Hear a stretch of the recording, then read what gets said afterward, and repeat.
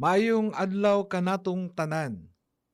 Atong pakaisgutan karon kung kinsa si Coop Natco Party List. So, balik lang taw sa Coop Natco Party List or CNPL. Kini namugna ni adtong 1997 didto sa Kawayan, Isabela sa mga lideres sa National Confederation of Cooperatives o NATCO tumong sa gihimo nga General Assembly. Unsay bugtong katuyuan ngano nga organize o gimugna si Coop Natco Party List. Kini aron pagprotekta sa interes ug dasigon ang kalambuan ug kaayuhan sa mga kooperatiba dinhi sa nasod.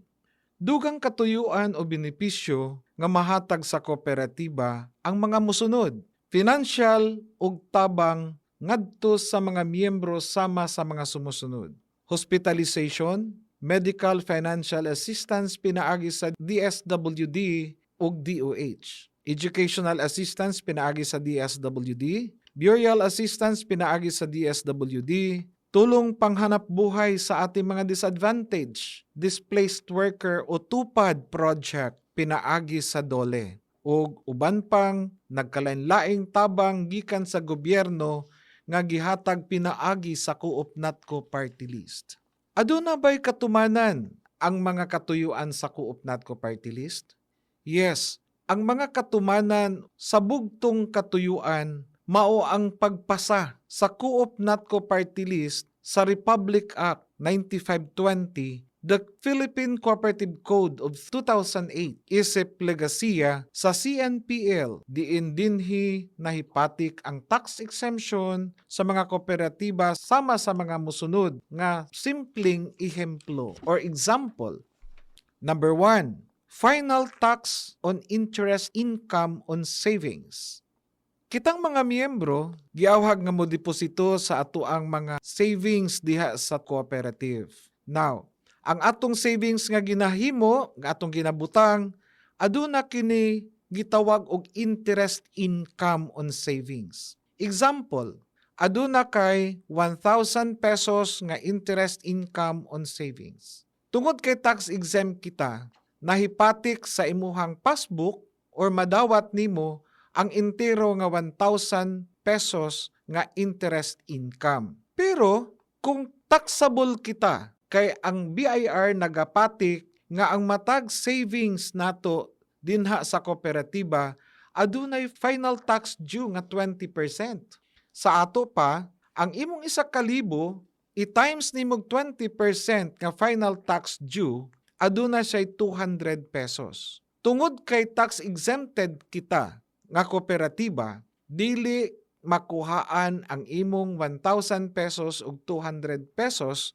Instead, ang imuhang 200 pesos mahimo nimo kini nga savings or amount of tax payment save mao na siyang but ipasabot. Now, ang Republic Act 9520 naga-exist sulod sa 16 ka tuig. So kung matag tuig aduna kay savings nga 200 pesos nga supposed to be ibayad nimo ngadto sa BIR, nya tungod kay tax exempt man kita, mao na nga magapabili ng imong 200 pesos. Kung imo kining sumadahon sa sulod sa 16 ka tuig, aduna kay na save nga 3,200 pesos.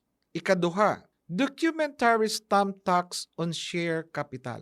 Kita nga mga miyembro sa Coop, kita gidasig nga magbutang og share capital. Nga ato kining padakuon matag tuig hantod nga moabot kita sa atong limit nga share capital. Kining atong share capital, gikan sa BIR aduna kini documentary stamp nga 1%. So sa ato pa, example, aduna kay 10,000 nga share capital.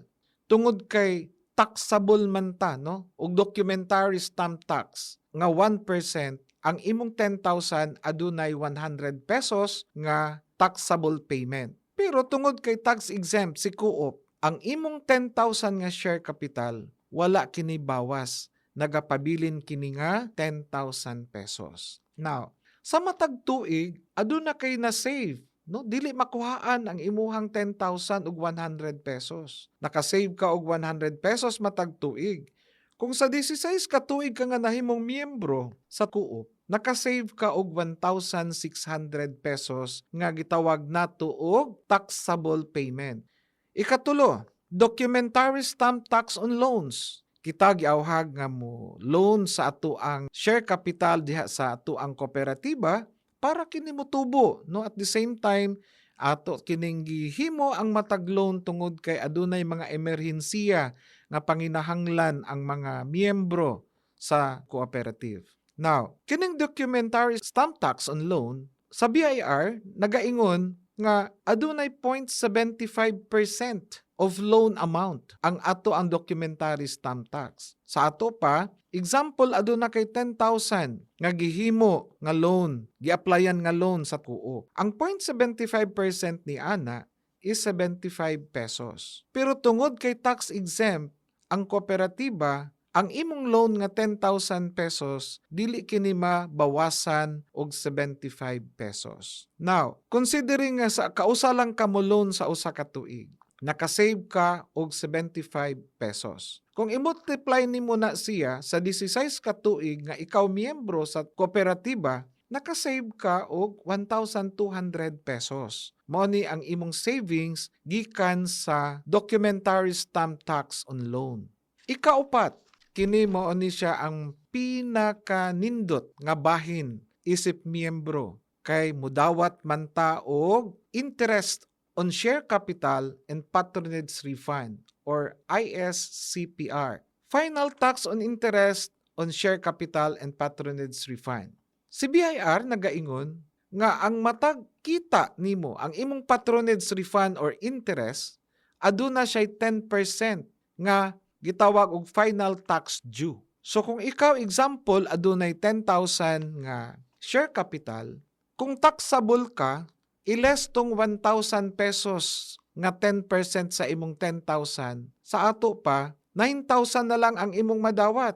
Pero tungod kay tax exempt si Coop, tax exempt ang ato ang interest on capital and patronage refund. Ang 1,000 nagapabilin ka na nga nahimo nimong savings. But pasabot, ang imong 10,000 dili kini makuhaan. So, sa matag tuig, kung tan-awon nimo, nakasave ka og 1,000 pesos gikan sa imuhang taxable payment. Kung idi mo ni multiply sa 16 ka tuig isip miyembro, nakasave ka og 16,000 pesos or 16,000.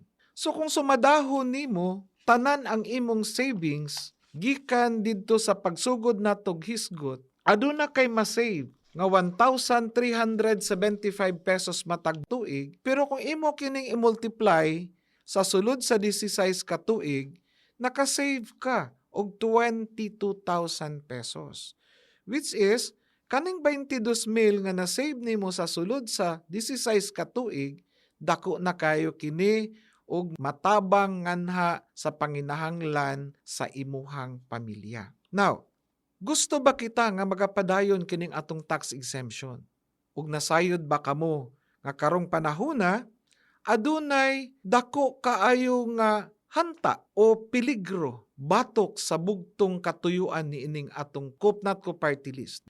Tungod kay ang Senate Bill number 2811 nga sa pagkakaroon anaa sa poder sa Senate Committee on Cooperatives, nagahisgot sa pag-amyenda sa Republic Act 9520.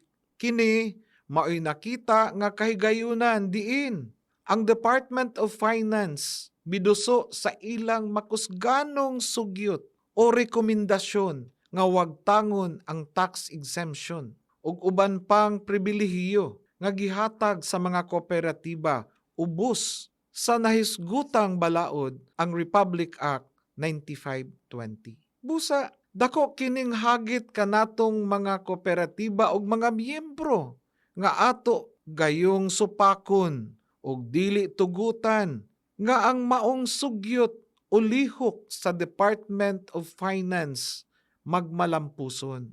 Kay kung mahitabo kini, dayag lamang nga ang tanan natong paningkamot mabaliwala ug mawagtang lamang.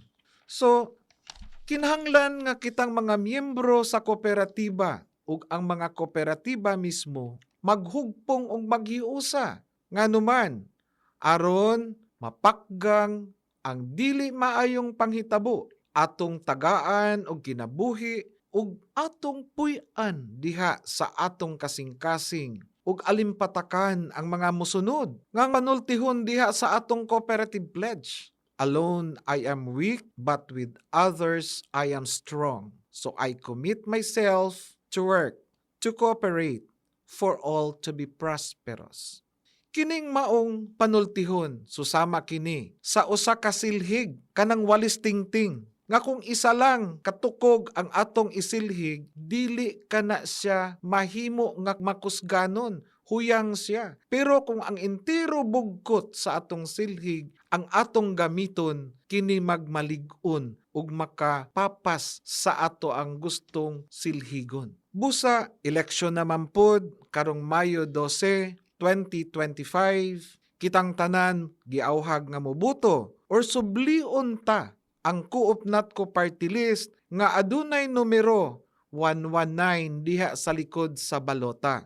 Kay bugtong niini kita makapadugang og hatag og kalig-on sa ato ang partido nga makahatag og dugang representante diha sa hawanan sa Kongreso nga maoy magprotekta sa atong mga kausa ug tinguha diha sa kooperatiba nga dili maamindahan ang Republic Act 9520. So, usbon ko Mayo 12 atong butuhan Coop Natco Party List 119 sa likod sa balota. Akong pahinumdum nga ang party list sa balota anaa sa likod. So pagbaliktad nato sa ato ang balota, naa sa right upper corner ang Coop Natco Party List 119. So kanatong tanan, maayong adlaw o mabuhay ang kooperatiba, mabuhay ang Coop Natco Party List. Daghang salamat.